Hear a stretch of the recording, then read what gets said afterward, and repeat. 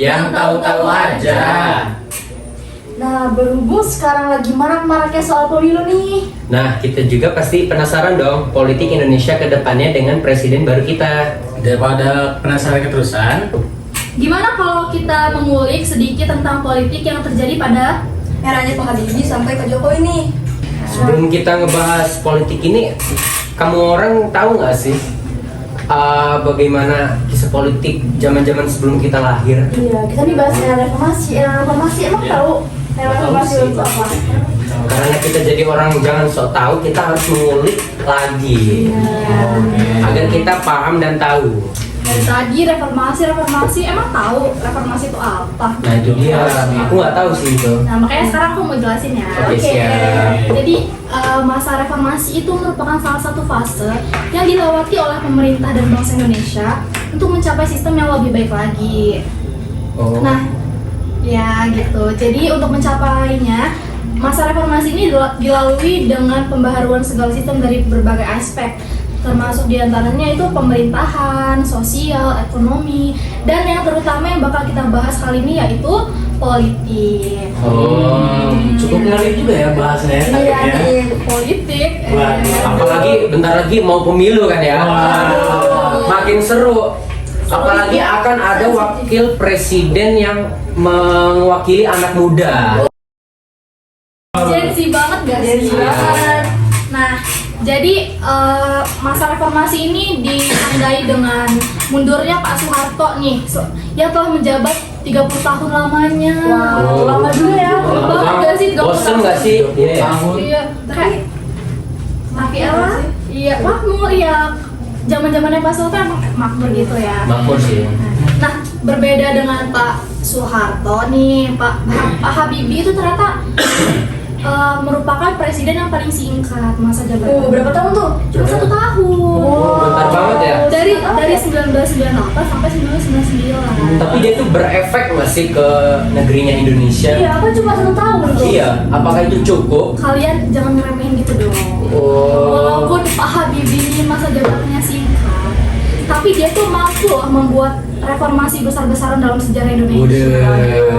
Keren. Itu dengan waktu singkat ya. Iya, cuma dalam waktu 1 tahun. Apa aja yang dia lakuin selama itu Nah, setahun? setuju nggak? Oke, aku bakal jelasin ya ke kalian apa sih politik yang terjadi di eranya Pak Habibie ini. Nah, yang pertama itu berkaitan dengan kebebasan pers pada masa pemerintahan Pak Habibie. Itu tuh kebebasan pers pada zamannya Pak Habibie itu lebih lebih kayak bebas daripada pemerintahan sebelumnya. Kalian tau nggak sih? Ternyata di eranya Pak Soekarno sama Pak Soeharto, Ya. kebebasan pendapat kita dibatasin. Waduh. Kamu bayang nggak sih? Waduh, kita kayak Besar banget sih. kayak di negara sebelah ya, kayak di Korea Utara ya jadinya. Nyebut merek, nyebut merek ini. Maaf ya. Bayangin kalau misal zaman sekarang Gen Z dipaksa harus bungkam, gimana sih? Waduh. Besar banget sih. Gen Z Nggak ada. Ini memberontak banget soalnya. Apalagi kita ngadunya ke TikTok. Waduh. Bisa nih. Baru bisa berefek ke pemerintah. Viral dulu, baru ada tindakan. Baru klarifikasi. Wah. Ngeri juga ya. Nah, jadi kebebasan pendapat yang kita alami sekarang itu istilahnya itu berkat Pak Habibie gitu loh, karena Pak Habibie ini sangat berperan besar ya dalam kebebasan kita, kebebasan berpendapat kita gitu kan. Nah, Pak Habibie ini mengeluarkan Undang-Undang Nomor 40 tahun 1999 tentang pers dan menjadikan pers ini sebagai salah satu wujud kedaulatan RI. Gitu. Oke. Nah, terus berbicara tentang Pak Habibie nih. Yang kedua itu ada kasus pemerkosaan perempuan. Waduh, ini agak sensitif ya sebenarnya. Beras Tionghoa. Oh. Gila, ini sebenarnya topik yang sensitif ya. Iya, sangat sensitif. Dalam banget ini kita bahasnya. Iya, benar. Nah, jadi pada tahun 1998 itu tercatat di Komnas Perempuan itu ada sebanyak 85 orang. Merespon itu, 22 orang perempuan yang tergabung dalam anti kekerasan mendesak pemerintah menunjukkan tanggung jawabnya menuntut pelaku dan perencanaan atau kejahatan dan menjamin peristiwa semacam ini tidak terulang. Nah, Oke. mereka ini membawa 4.000 tanda tangan, akhirnya diterima secara resmi oleh Pak Habibie pada 15 Juli 1998 pukul 2. Oke. Agar masalah ini tidak terulang kembali, Pak Habibie mengeluarkan keputusan Presiden nomor 181 tahun 1998 yang akhirnya melahirkan Komisi Nasional Anti Kekerasan Terhadap Perempuan gitu. Jadi itu tuh asal usul gimana sih Komnas Perempuan itu bisa terjadi. Jadi perempuan pada zaman Pak Habibie itu hak wanita lebih terjamin ya, lebih terdapat, lebih Ya, bahkan dia sampai dijulukin pahlawan bagi perempuan loh. Oh, Keren banget. keren nggak sih? Ya. Nah, terus yang ketiga itu ada masalah. Udah tau nggak? apa itu? Apa jawabnya? Penasaran nih aku. Ini- Guru dong kasih tahu. Ini isunya tuh apa ya? Udah besar banget lah. Udah sering kita dengar gitu. Waduh, jadi takut. Tahu nggak siapa? Apa tuh? Apa Nah, tuh? ini masalah Timur Timur. Waduh, timur nih kayaknya nih. Yang sekarang namanya tuh berubah jadi Timur Lesti. Bukan Lesti ya. Oh, itu mah. Timur Lesti. Ya. Timur Timur ini kan melepaskan diri dari NKRI ya, Ya. melalui jalan, ada yang tau nggak? Jalan referendum. Apa tuh? Referendum Apa itu tuh? Nah, apa? jadi Baru dengar apa? gitu ya. Jadi referendum ini sendiri di proses pemungutan suara untuk mengambil keputusan, terutama dalam bidang politik. Oh, gitu. Nah, jadi kan Timur Timur ini bersikeras ya untuk mengundurkan diri atau apa sih istilahnya? Memecah belah. Pemisahan diri. Diri dari Indonesia kan. Nah, itu melalui jalan referendum. Nah, pada tahun 1999 itu Pak Habibie ini sudah bulat keputusannya untuk melepaskan Timur Timur ini. Nah, kebijakan Pak Habibie dalam melepaskan Timur Timur ini dianggap bijak oleh pemerintah dunia. Dan juga banyak warga Timor Leste yang menganggap Pak Habibie sebagai pahlawan. Bahkan sampai membuat jembatan atas nama Pak Habibie gitu di Timor Leste di sana. Nah, Wow, hasil referendumnya tuh 78,5% menolak dan 21 suara mendukung. Nah, hasilnya tuh diumumkan pada 4 September 1999. Akhirnya Timor Timur memilih untuk memisahkan diri dari Indonesia gitu. Nah, alasan Pak Habibie alasan Pak Habibie untuk membuat keputusan tersebut tuh ada dua kan. Yang pertama itu, nih aku sedikit mengutip ya perkataan langsung dari Pak Habibie-nya, yaitu jika saya biarkan tentara asing mengurus Timur Timur, secara implisit saya mengakui TNI tak bisa jalankan tugasnya. Dan ini bisa berakibat buruk bagi stabilitas negara dan saya tidak mau ambil resiko. Nah, jadi alasan yang pertama itu Pak Habibie ini nggak mau gitu ambil resiko dan ini bisa berdampak buruk juga kan bagi Indonesia. Sementara Pak Habibie ini notabene sebagai presiden kita. Siapa sih presiden yang mau bangsanya itu terpecah ini kan? Yang mau Iya, gak ada yang mau juga. Nggak ada yang mau kan. Nah, alasan yang kedua itu berkaitan dengan hubungan diplomatik antara Indo dan Australia. Nah, John Howard selaku Perdana Menteri Australia itu mengirim surat kepada Pak Habibie yang berisi utusan agar Pak Habibie ini melakukan peninjauan ulang terhadap masalah di Timur Timur. Aku sedikit mengutip lagi ya perkataan langsung dari Pak Habibie-nya. Itu, saya yakin bila saya biarkan tentara Australia masuk ke Indonesia, saya tidak hanya menghina dan mempermalukan TNI, tapi juga apabila Australia masuk, apapun keputusannya yang kalah akan menyalahkan Australia jelasnya gitu. Jadi Pak Habibie ini istilahnya nggak mau lah Indonesia TNI itu dihina-hina gitu loh gara-gara gagal melindungi bangsanya sendiri. Aduh, parah sih itu ya. Iya. Nah, keputusan Pak Habibie ini mendapat pujian oleh berbagai negara gitu, karena ya Pak Habibie tuh nggak mengandalkan kekerasan. Lembut orangnya ya. Untuk konflik itu malah dia sebaliknya setelah keluarnya Timur ini ekonomi Indonesia tuh malah jadi makin baik gitu. Ada tau nggak sih kenapa? Apa itu? Karena Kok kan bisa? Timur kan istilahnya negara baru ya. Iya, Nah, iya. negara baru tuh butuh dong yang namanya pembangunan infrastruktur. Dana. Ya kan? Untungan dana. Nah, pembangunan infrastruktur ini pada akhirnya menggunakan tendernya BUMN Indonesia. Ya pasti ekonomi kita kalau misal digunain bakal ini nggak sih BUMN-nya?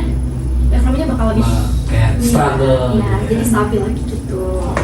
Nah, yang terakhir itu ada berkaitan dengan pemilu. Pemilu nih. Jadi pada tahun 98, Oke. Pak Habibie ini konsultasi sama DPR, MPR Indonesia. Nah, mereka tuh sepakat untuk mempercepat jadwal pemilu yang harusnya itu dilaksanain pada tahun 2002 kan.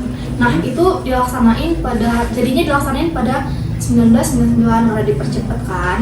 Nah, percepatan itu tuh dikarenakan Indonesia pada saat itu sedang dilanda krisis ekonomi dan sosial yang parah nih.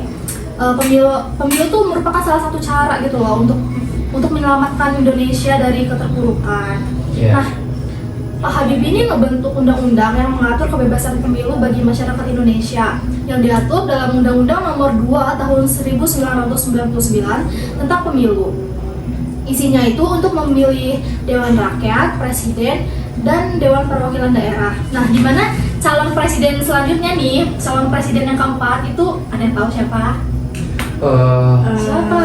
Presiden keempat masa nggak tahu sih? Aku bisa nebak. Siapa? Dia berkacamata dan namanya Abdurrahman Wahid. Kita. Tapi ada satu lagi yang mencalonkan diri sebagai presiden. Siapa itu? Wah, kayaknya kenal nih, Aduh, yang siapa ya? Cluenya dong, Kak, Cluenya merah. Merah.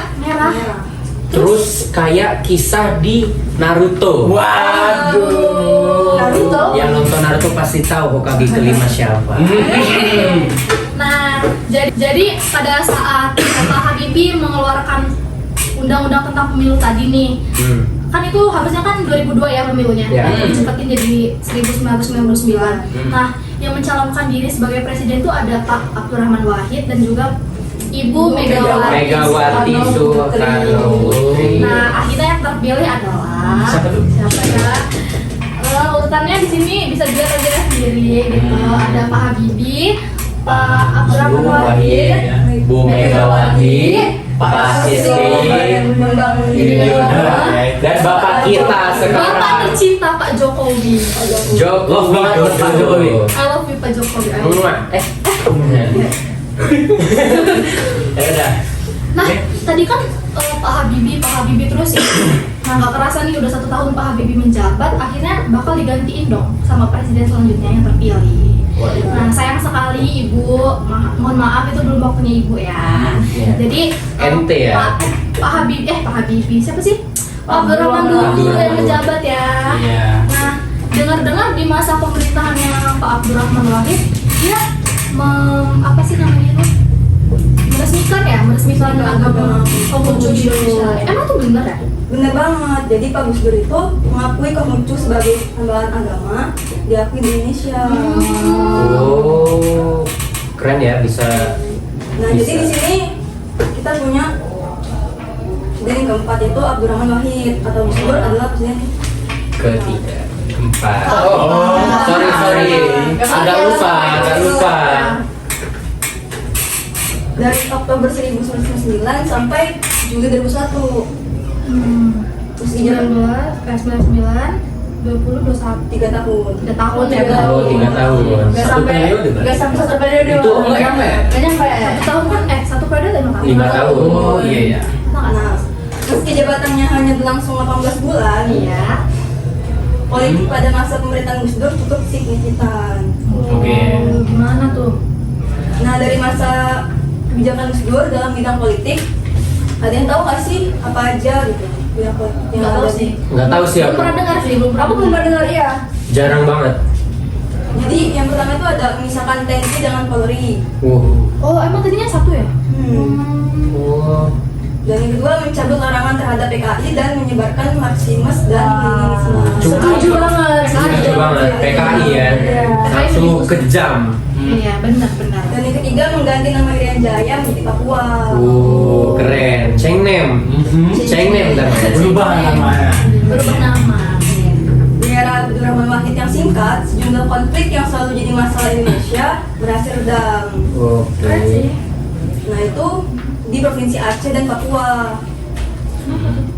Karena pendekatan Gus Dur berhasil menahan gelombang separisme tanpa kekerasan militer. Dengan cara lembut juga berarti ya. Iya. Sama aja. Gak ada kekerasan ya. Kayak Menyelesaikan masalah dengan kedamaian. Bangga. harus dicontoh. Gus Dur lah presiden yang berperan membubarkan praktik di provinsi ABRI. Oh iya ya. Ia mengembalikan tentara ke barak, ia juga yang memisahkan angkatan bersenjata menjadi TNI ke Polri. Polri. Iya. Jangan gugup dong. Santai aja. Kita relax aja. Relax aja. Nah, berkat Gus Dur, tahun baru Imlek yang dilarang pada masa kolonial Belanda dan dipersulit di era Soeharto. Nah, dikembalikan menjadi hari libur nasional yang dinyatakan. Toleransi ini kuat ya. Keren banget. Ada libur tambahan gitu ya di kalender kita. Jadi saat itu berarti Alhamdulillah. sebelum ada Gus Dur ini berarti waktu itu belum ada Ada. Tanggal merah. Tanggal merah. Tanggal merah tambahan.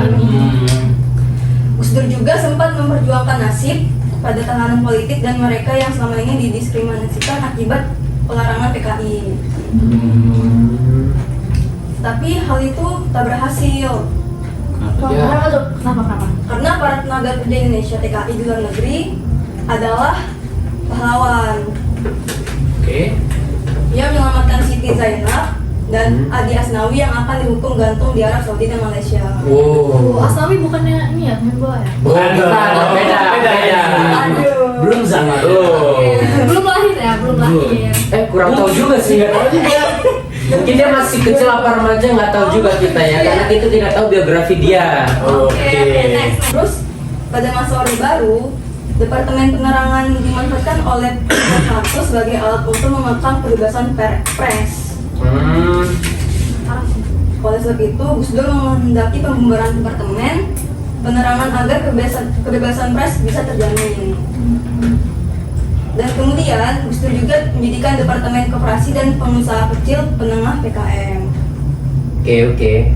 Sebagai Menteri Negara, salah satu kebijakan di bidang politik yang paling menuai kontroversi adalah wacana akan dicabutnya ketetapan MPR tentang pelanggaran Partai Komunis. Oh, bagus sih, kita terus Anti komunis. menjauhkan Jauh-jauh. komunis. Jauh-jauh. Untuk membasmi bars, kita harus membasmi. Reformasi yang dilakukan pemerintah pada masa pemerintahan Abdurrahman Wahid ini bertujuan untuk melakukan rekonsiliasi, namun wacana tersebut mendapat penolakan dari segala sisi. Ya. Salah satunya Menteri Kehakiman Yusril Iza Mahendra. Dia adalah ketua partai PPB. Oh, Walaupun nggak pernah dengar tapi PBB itu apa ya? PPB itu apa? PPB. Oh, PPB. Bukan PBB. PBB dong. Waduh. Tegak maju jalan. Nah, Jalan juga. kebijakan Abdurrahman Wahid ini selanjutnya adalah membuka hubungan dagang dengan Israel. Waduh. Waduh. Tapi ini belum pada masa saat ini yang sangat kontroversial untuk saat ini. Serem banget sih. Itu topiknya sensitif Sensitif. zaman sekarang ya. Hal tersebut juga banyak menuai protes dari masyarakat. Oh iya, Iya, pastinya. Benar. Bahkan Gus Dur dianggap sebagai agen Yahudi oleh kepada demonstran. Pasti ada suatu alasan dong. Iya, bisa Pak ada Gus alasan Dur dong. itu ingin mendatangkan kepada Israel. Alasannya tuh karena ekonomi nggak Ekonomi, sih? iya. Terus Israel itu kan wilayah yang strategis untuk perdagangan. Iya. Sih. Apalagi kan zaman dulu tuh krisis di Indonesia apalagi ekonomi tuh kayak Krisis banget ya. Iya. Iya. Belum stabil ekonomi kita. Karena itu buat negara kita juga ya, kebaikan. Gak apa-apa difitnah ya Pak Gus Dur. Yang sabar. Melihat kondisi ini, pemerintah mengajukan agar pembukaan hubungan tersebut ditunda. Kemudian pada tahun 2000, Gus Dur mengeluarkan peraturan presiden nomor 6 atau 2000 yang mencabut instruksi presiden Oke. yang dikeluarkan oleh pemerintah Soeharto. Isi Inpres Perpres nomor 14 atau 1967 adalah larangan segala bentuk ekspresi agama dan adat Tionghoa di tempat umum. Selain itu, kebijakan lainnya yang menuai kontroversi adalah sebagai berikut. Nah, jadi kontroversi yang ada di kebijakan Pak Abdurrahman ini mencopot Kapolri Jenderal Polisi Rusman Hadi karena Menteri Kabinet Pembangunan Nasional yang terlibat korupsi. Waduh, korupsi guys. Itu ternyata udah ada ya dari zaman dulu. Wah, udah lama dari zaman VOC sih. Maaf, terlalu jauh. Jauh. Kita jangan bahas itu ya. Korupsi Oke. dan nepotisme KKN Abdurrahman Wahid menyetujui nama Irian Jaya sebagai ketua.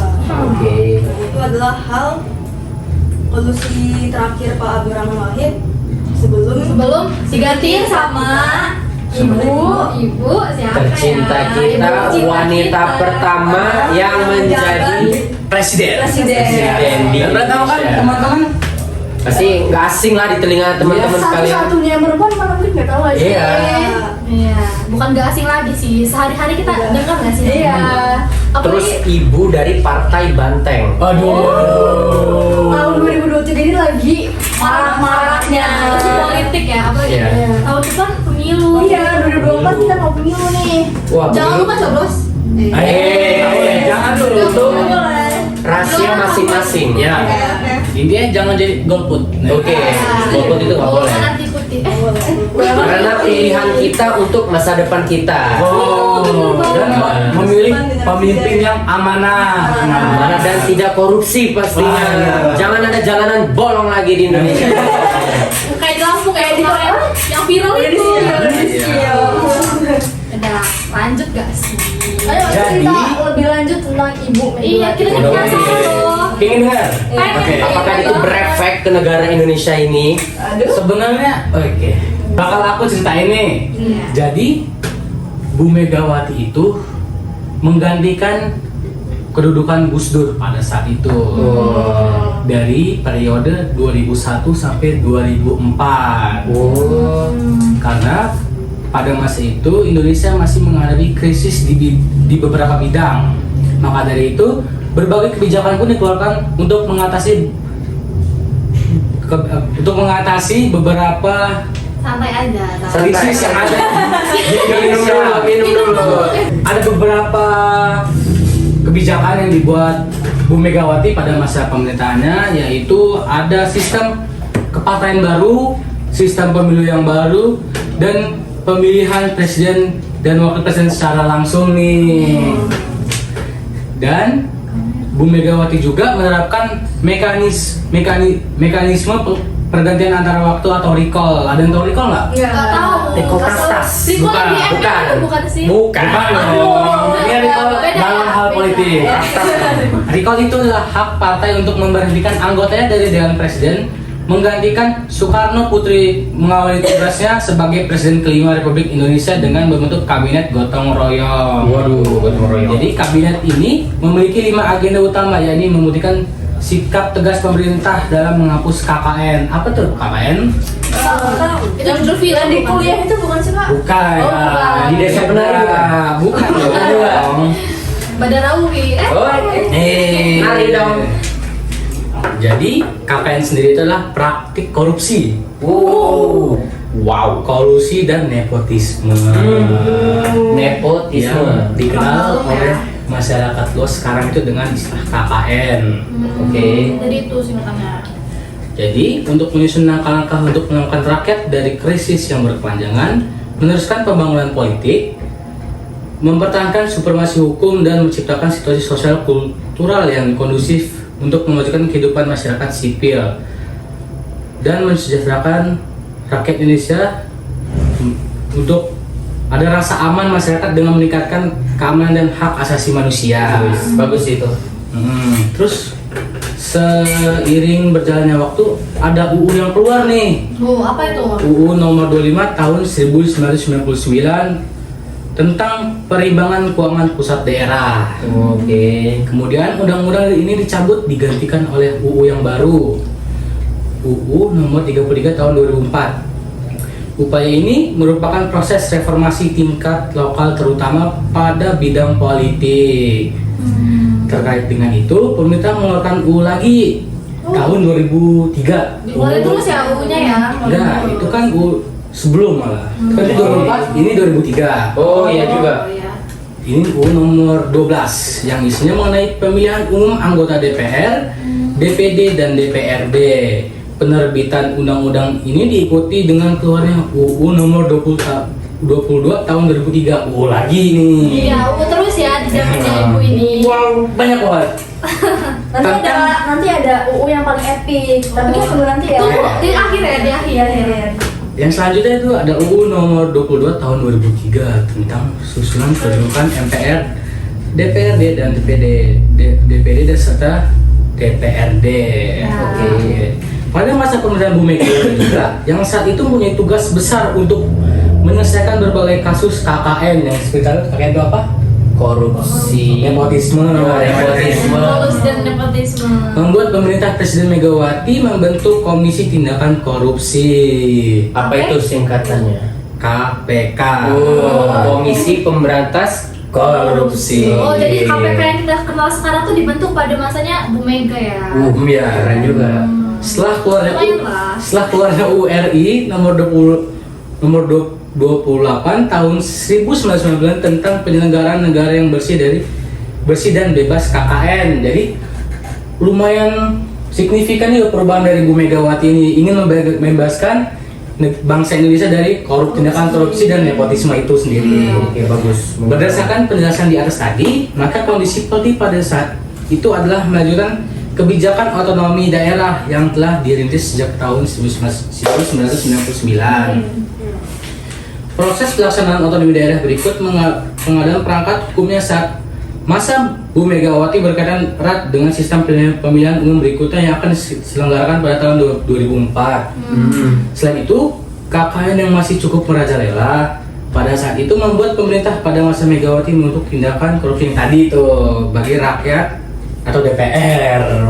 Iya. DPR. Sama pemerintahan Bu Megawati juga ada beberapa peristiwa politik yang signifikan. Mau tau nggak? Apa itu? Apa aja? Kebijakan luar negeri. Jadi Bu Megawati fokus memperkuat hubungan dengan negara-negara tetangga dan mempertahankan posisi Indonesia di tingkat internasional. Wow, keren. Jadi dia juga berkomitmen pada isu-isu regional seperti perdamaian di Timur Timur dan mendukung kemerdekaan Palestina. Keren dong. Keren sih. Di balik ibu yang kita Kenal. Di balik Ada balik sisi yang sungguh menakjubkan. karena das buruk yang dibicarakan orang-orang. Jadi ada politik lagi pemilu 2004. Pada tahun 2004 Megawati maju sebagai kandidat dalam pemilihan presiden lagi. Namun ia kalah digantikan oleh presiden yang Selanjutnya.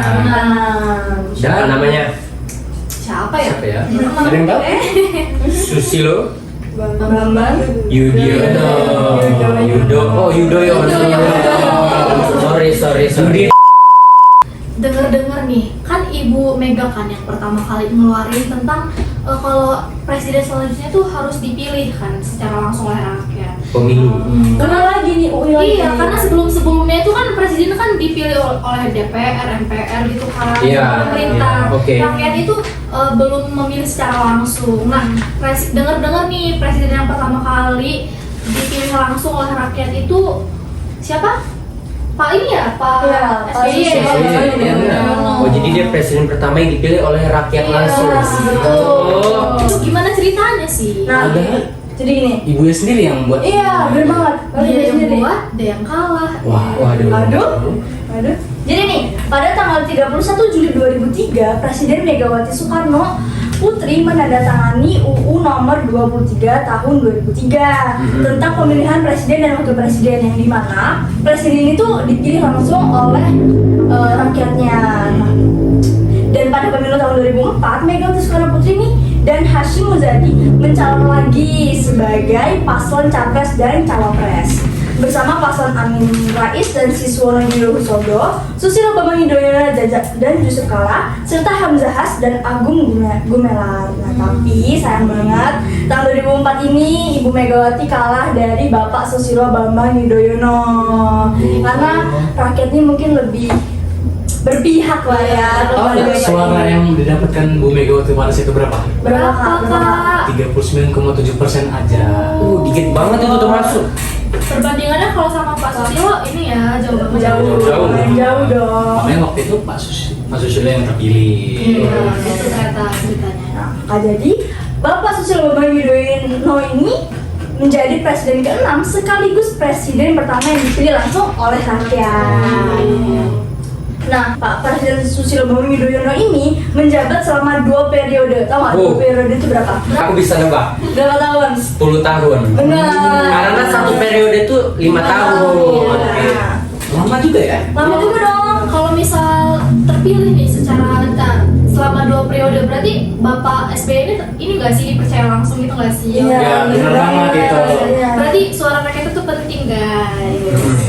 Jadi 2 periode itu pada tahun 2004 sampai 2009 dan 2009 sampai 2014. Nah, nih pada masa politik pada waktu itu yang pertama kan 2 periode nih. Pada kepemimpinan pertama, Pak SBY ini membentuk Kabinet Indonesia Bersatu. Kabinet Indonesia Bersatu itu tujuannya untuk memakmurkan rakyat, yang dimana Presiden itu telah menetapkan 45 program dalam program 100 hari. Ada yang tercapai gak tuh? Ada dong pastinya. Nah, Oke Kak. dari 45 program ini ada 15 program inti. Mau dijelasin nggak nih? Boleh. Boleh. Kami tinggal. Penasaran juga. Penasaran ya? Biar kita semakin tahu juga. Iya, Oke. biar wawasan kita semakin luas. Nah, dari 15 programnya ini, yang pertama pemberantasan mafia hukum. Mafia. Iya. Bukan mafia pentol ya.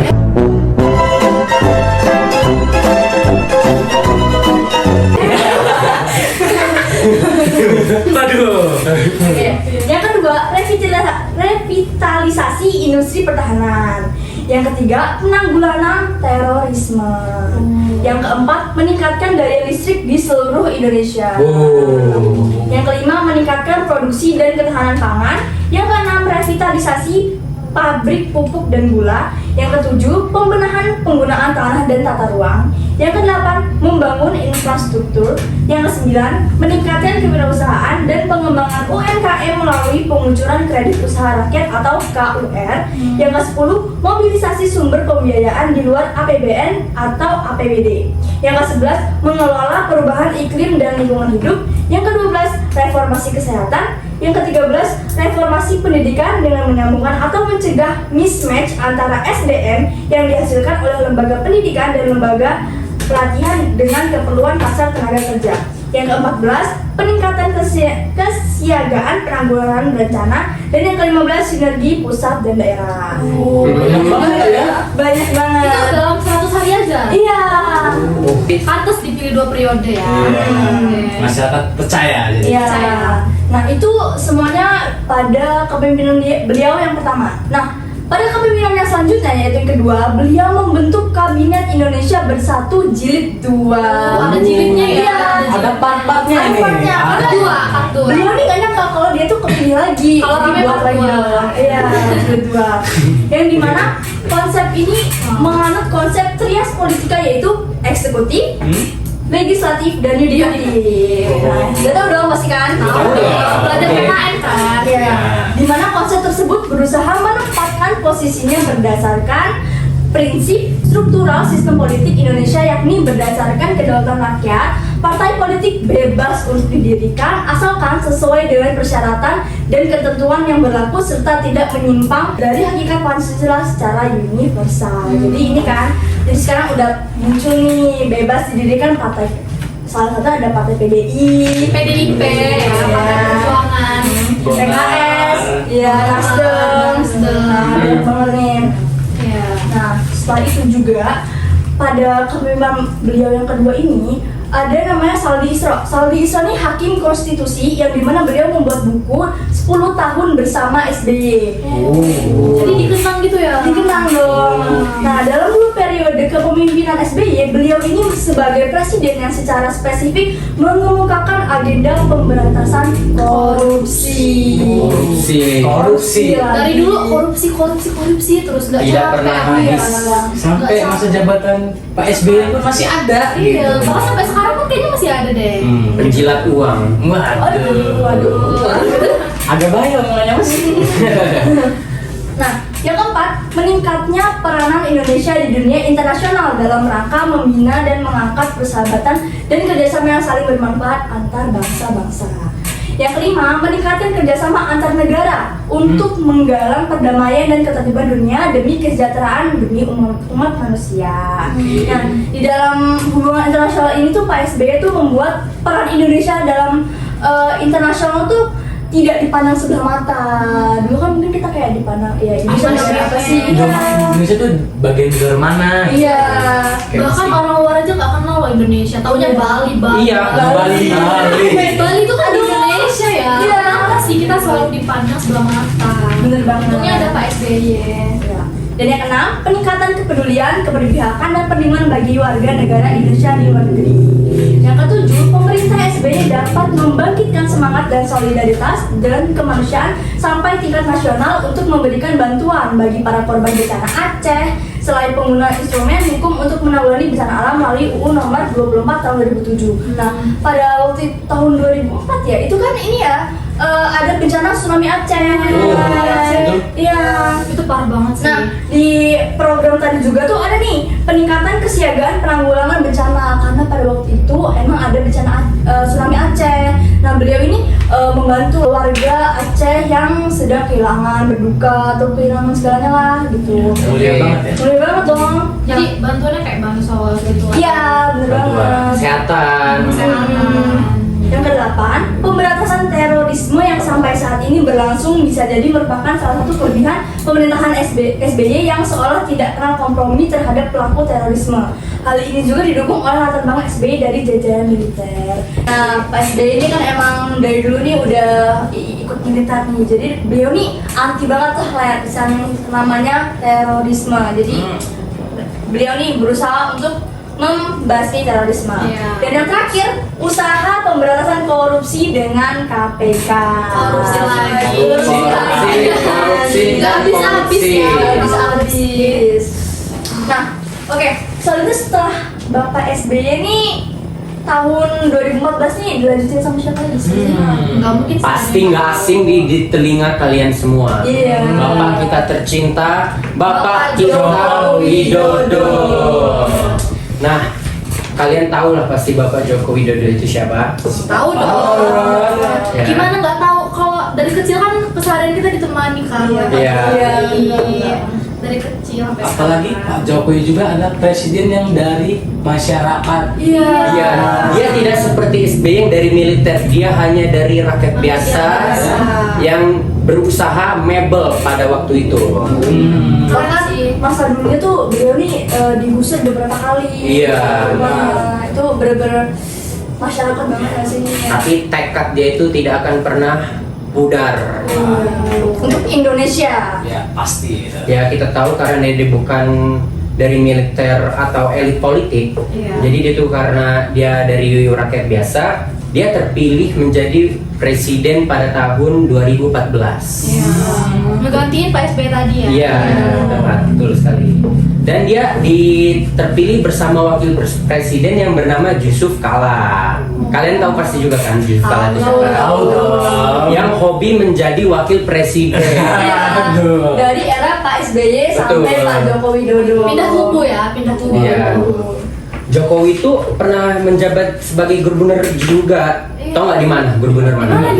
Di Jakarta pada tanggal 15 Oktober 2012 hingga 16 Oktober 2014 didampingi Basuki Cahayapurnama. Oh, Ahok. Ahok. Tahu kan Ahok?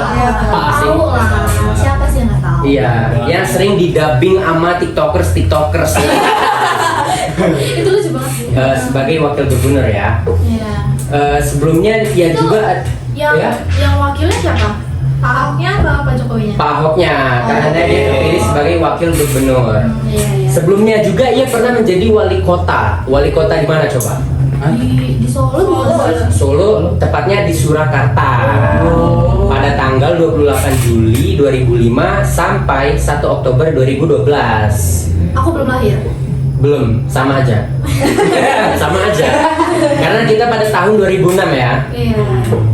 Didampingi oleh Hadi Rudiatmo sebagai wakil wali kota. Kenal. Dia sebagai wali kota itu dia 2 periode juga kayak masa presidennya sekarang. Waduh, makmur juga dong Indonesia. Iya, makmur banget. Javu ya.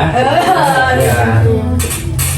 Tak hanya itu, dalam periode pertamanya, Presiden Joko Widodo tetap aktif membawa Indonesia dalam diplomasi internasional. Pak Jokowi itu suka banget sama perdamaian. Iya, bener banget. Bener banget kan?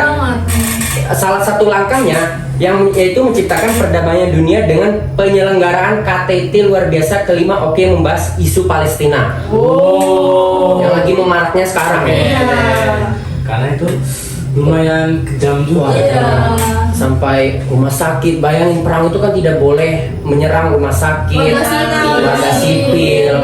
Wah itu curang, nggak asik. Nggak asik sih. Nggak. Dia melalui Kementerian Luar Negeri, pemerintahan periode ini juga menciptakan perlindungan bagi WNI yang berada di luar Indonesia. Jadi WNI yang bekerja di luar negeri Indonesia itu dia menjaga semua hak-hak mereka yang dapat di Indonesia ini. Pada periode ini juga Indonesia serta dalam pelaksanaan G7 Outreach Meeting atau yang disebut G20 Summit. Tahu nggak G20 Summit kan? Tahu pasti kan? Tahu. Di G20 ini terdapat 19 negara utama dan Uni Eropa. Anggotanya ada di Afrika Selatan, Amerika Serikat, Arab Saudi, Argentina, Australia, Brazil, India, Indonesia, Inggris, Italia, Jepang, Jerman. Wah, banyak banget ya. Banyak banget sih, banyak Negara-negara penting juga. Iya. Dan Indonesia masuk dong. Keren banget ya. Karena dia jadi tuan rumah. Kita berdoa buat Pak Jokowi. Keren banget ya Emang sih. the best Pak Jokowi. Terus dia diapresiasi oleh dunia dalam kesuksesannya sebagai tuan rumah penyelenggaraan Asian Games dan Asian Para Games. Tapi emang kece parah sih Asian Games waktu itu. Iya, bener. pecah Kayak asli. pecah apalagi dari salmon itu kan. Itu keren Keren, banget sih. keren. Bangga banget sih jadi orang Indonesia. Pak Jokowi yang naik motor itu. Itu keren banget, itu keren banget. Gaul banget. Kalian tahu PT Freeport? Ya. Di zaman Pak Jokowi dia sudah merebut sahamnya 51%, hampir setengah sahamnya. Bukan hampir setengah lagi, udah melebihi ya nggak sih? Iya. 100 kurang 51. Wah, nggak tahu. Oke. Next. Terus pada tahun 2019 pemerintah bukan. Tak berhenti di sana, beliau kembali bertarung di Pilpres 2019 dengan lawan politik yang sama. Lagi-lagi kepercayaan rakyat berada di punggungnya. Jadi sebelum memasuki periode kedua, pada periode pertama masa pemerintahnya, yakni dari tahun 2014 hingga 2019, Presiden Joko Widodo didampingi oleh Yusuf Kala sebagai wakil presidennya, yaitu melanjutkan langkah politiknya dimulai dengan mendirikan kabinet pemerintahan bernama Kabinet Kerja. Yaitu adalah janji politik yang terdiri dari 9 agenda diberi tajuk Nawacita. Melalui Nawacita, pemerintahan Jokowi menjanjikan visi yang membumi dengan memastikan negara hadir membangun dari pinggiran dan revolusi mental. Mau tahu nggak apa aja agenda Nawacita tersebut? Ada 9 loh. Banyak banget. Ya. Boleh aku jelasin ya ini ya? Boleh banget. Yang Silakan pertama, dijelaskan. dia menghadirkan kembali negara untuk melindungi segenap bangsa dan memberikan rasa aman pada seluruh warga negara. Membuat pemerintahan tidak absen dengan membangun tata kelola pemerintahan yang bersih, efektif, demokratis, dan terpercaya. Membangun Indonesia dari pinggiran dengan memperkuat daerah-daerah dan desa dalam kerangka negara kesatuan. Dan keempat, menolak negara lemah dengan melakukan reformasi sistem dan penegakan hukum yang bebas korupsi, bermartabat, dan terpercaya. Korupsi lagi. Korupsi lagi. Dari zaman siapa tadi? Pak Habibie juga. Habibie, iya. Sampai sekarang. Ya udah dari lama itu. Turun dari zaman dulu PKI. Apakah itu sebagai aduh. Yang tahu-tahu aja. Ya, tahu aja sesuai judul podcast ini. Oke, lanjut Mas. Yang kelima ya, meningkatkan kualitas hidup manusia Indonesia. Yang keenam, meningkatkan produktivitas rakyat dan daya saing di pasar internasional. Jokowi itu sangat bersaing banget di kaca internasional, guys. Iya. Jiwa-jiwa pesaingnya tuh sungguh besar. Iya, sungguh kuat ya. Iya. Besar. Dan kita akan memasuki periode kedua masa pemerintahannya Presiden Bapak kita tercinta, yaitu Joko Widodo. Dan dia berduet bersama tokoh penting dari MUI, mantan ketua dari organisasi MUI yang bernama Kiai Haji Ma'ruf Amin. Yang pasti kalian tahu lah ya, mukanya wajah sosok beliau sungguh tidak asing bagi kita karena dia sering di atas papan tulis selama 10 tahun. Samping sebelah kanan ya. Bukan 10 tahun, 5 tahun. 5 tahun. Karena dia munculnya pada periode kedua masa Pak Presiden menjabat. Kali ini Presiden Jokowi membentuk kabinet yang diberi nama Kabinet Indonesia Maju. Susunan kabinet ini didominasi oleh kalangan profesional sebanyak 53%. Kemudian sisanya usulan dari parpol pengusung yang tergabung dalam Koalisi Indonesia Kerja. Kabinet ini terdiri dari 4 menteri koordinator dan 30 menteri. Wacana besar turut dipersiapkan Presiden Jokowi dalam masa jabatannya yang kedua ini. Beliau juga merancangkan pemindahan ibu kota ke negara Kalimantan. Udah pada dengar belum? Oh iya. Ibu kota mau pindah, bro. Udah pindah dong. Udah pindah. Tetapi masih dalam proses karena masih dalam pembangunan. Ibu kota yang baru ya. Iya. Apa sih? IKN ya? Iya, IKN. Rencananya juga katanya upacara 17-an tahun depan akan diselenggarakan di IKN juga. IKN, suasana baru. Grand opening ya? Iya, bisa jadi opening jatuhnya ya. Iya, benar. Berbarengan dengan pembangunan infrastruktur di Kalimantan untuk persiapan tersebut, kritik juga mengalir pada wacana tersebut. Ya banyak lah pasti ya. Setiap kita melakukan sesuatu pasti ada hal negatif yang datang ke kita. Ada orang Selalu yang dikritik ya. karena lingkungan tidak aktivis pemerhati lingkungan tidak setuju dengan wacana pemindahan ibu kota ke Kalimantan karena dapat mengganggu ekosistem di sana. Seperti yang kita ketahui, kalau Kalimantan itu disebut paru-paru dunia ya. Dan juga Kalimantan merupakan salah satu habitat bagi para hewan yang terancam punah. Benar. Di sana juga terdapat hutan yang menjadi salah satu paru-paru dunia ya kan, yang saya sebutin tadi. Iya, benar. Namun wacana ini bukan tanpa alasan. Presiden Jokowi menginginkan pemerataan penduduk di Indonesia di seluruh Indonesia. Menurutnya Pulau Jawa dan seluruh aktivitas di dalamnya sudah sangat sesak. Iya bener banget. Udah banyak orang orang-orang. kalian liburan ke Jakarta itu kerasa banget sumpahnya sih. Iya. Macet di mana-mana. Karena banyak orang perantauan yang dari Iya. desa yang ingin bekerja dan bersaing di kota, yaitu ibu kota kita Jakarta. Diketahui juga Kalimantan merupakan pulau yang paling aman karena jarang terjadi bencana alam di sana. Kalau di Jakarta tuh karena sering banjir. Banjir, iya, dikit banjir. Iya, banjir kan. Ya, Karena apalagi saking katanya sesaknya. Jakarta juga mau tenggelam. Oh iya 2024 Tenggelam guys, bayangin jadi kota tenggelam. Iya. Kota di bawah air. Wah. Atlantis.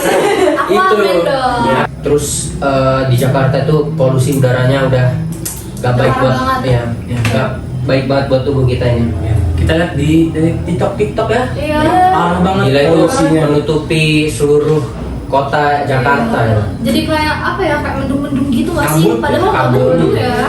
Bahkan kemarin tuh kayak sempat recharge dulu gak sih? Mereka kayak lockdown juga. Iya, dalam beberapa hari untuk menetralisirkan Polusi. udara. Kayaknya kalau nggak ada pandemi Jakarta udah Wah, parah parah sih. Iya. Tiap hari nih mobil muter sana sini. udah pada kena penyakit asma kali semua. Iya. Bahaya banget buat kesehatan. Iya. Nah, setelah berita pemindahannya ibu kota, kalian tahu pasti perselisihan antara Rusia dan Ukraina. Oh, yang kemarin rame tuh. Iya. Rame banget itu. Pak Jokowi dia ingin kedua negara itu berdamai karena Indonesia itu ingin tidak adanya pertikaian di dunia ini. Iya, Lagi- karena kalau perang juga kan dampaknya ke Indonesia yang kena. Iya, benar. Dampak ekonomi lain-lain. Ketika diberitakan bahwa Presiden Joko Widodo yang menghadiri undangan konferensi tingkat tinggi KTT G7 pada 26 sampai 28 Juni 2022 di Jerman akan melanjutkan kunjungan ke Ukraina dan Rusia dalam upaya mendamaikan kedua belah pihak negara tersebut.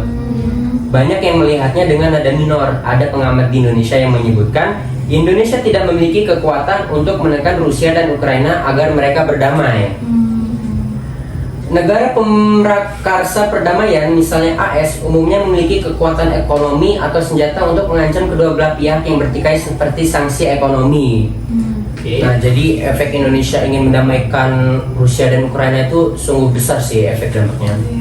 Bisa ada terjadinya guncangan ekonomi. Jadi Pak Jokowi itu sungguh nekat ya. Iya, benar-benar. Saking Damai. Iya. Apalagi Rusia itu kan negara yang besar ya. Besar banget Iya. kan. Kayak dari Uni Soviet itu besar banget gak sih Wah, pada iya. zaman dulu. Rusia. Tiga. Karena Indonesia dalam posisi netral dan kedekatan dengan kedua negara yang sedang bertikai memiliki nilai lebih. Karena itu momentum ini kita harus ambil. Dan kita berdoa saja semoga perjuangan Presiden Bapak Jokowi kita ini mendamaikan Rusia Ukraina bisa berhasil. Amin. Ya segitu aja sih politik pada reformasi politik pada Presiden Joko Widodo ini. Oke. Sungguh seru dan sangat asik ya. Iya, obrolan kita hari ini asik banget ya. Asik banget. Apalagi yang korupsi tadi. Iya. Dari pertama. Mengguncang banget. Dari pembahasan PKI. pertama sampai Jokowi, ternyata korupsi itu masih ada terus ya. Iya. Gak ada habis-habisnya. Iya. Dengan konflik negara yang sekarang kayak Palestina, Israel, Ukraina sama Rusia. Ya. Itu kayaknya memang harus didamaikan Ya. untuk kepentingan negara-negara lain juga.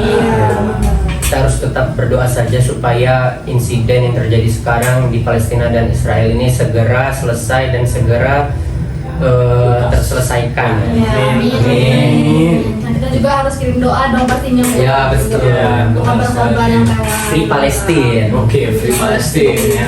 Jadi kayaknya kita udah selesai sampai sini aja nggak sih ngobrol-ngobrolnya? Betul. Iya, ya. Kalian juga kan pasti udah pada tahu dong tadi politik-politik apa aja yang udah terjadi nih pada era reformasi, yaitu eranya Pak Habibie sampai eranya Pak Jokowi. Jokowi. Ya, banyak banget ya sih, mulai dari masalah pemilu, korupsi, perang dan lain-lain kan. Ternyata politik itu bakal terus ada ya sampai ke depannya nanti gimana. Terus menerus ada. Iya, kita bakal ngeliat juga perkembangan politik yang terjadi di 2024 nanti itu gimana. Iya, Iya. bahkan ini Pak Jokowi udah mau turun ya. Iya, Sekarang mulai share sebentar lagi. Aku sedih banget. Iya. Sedih banget. Dan Padahal- kita harus dukung capres dan cawapres selanjutnya. Iya, karena nggak mungkin juga 3 periode. Iya. Berarti harus ada UU baru yang dikeluarkan. UU lagi. UU lagi. Bapak Min kita akan segera lengser. Oh, sedih banget Pak Ade Jokowi. Pak Jokowi Nggak bisa nggak tahu. ngeliat. Yang nggak tahu katanya saya. Ya. Presiden yang dari masyarakat Masyarakat biasa Presiden. jadi presiden. Dan sekarang presiden ke Masyarakat kembali ke masyarakat biasa lagi. Walaupun sedih tapi harus terima kenyataan ya. Iya. Sebentar lagi lengser. Gitu. Bakal digantikan sama presiden baru. Bos. Nah, ingat bijak-bijak lah kita dalam memilih kan guys. Apalagi ini untuk masa depan kita sendiri. Betul, benar. Benar. Kita juga yang bakal kena dampaknya kalau kita Iya. salah milih. Ya, Oke. pilihlah presiden yang amanah. Ya. Bertanggung jawab. Benar Kata sekali. saya. Oke. Jujur. Anti Golput. Ya. Ya, ini ada tambahan nggak? Kakak sama atau Kak Pega atau Kak Tegar dan Kak Akbar? Udah cukup sih. Cukup. cukup aja sih dari kita. Iya. Iya, benar. Oke, kita udah ngobrolin panjang lebar. Iya. Hampir. Udah durasi nih ya, udah malam juga. Dan ada beberapa kejadian di luar Dugaan kita. out of the box lah. Udah, benar. Yaudah. Ya udah, semoga dengan podcast kita yang ngejelasin tentang masalah politik di era reformasi ini kalian jadi semakin ngerti tentang isu-isu yang Betul. yang pernah terjadi di Indonesia ini, dan juga harapannya kita bakal lebih peduli lagi sama Ya, betul. politik apa yang terjadi, dan juga kita ikut mengantisipasi apa yang terjadi ke depannya gitu kan. Oke, siap. Dan kami dari podcast YTTA yang tahu-tahu aja. pamit undur diri. Dan Nantikan podcast selanjutnya. Dadah. Dadah.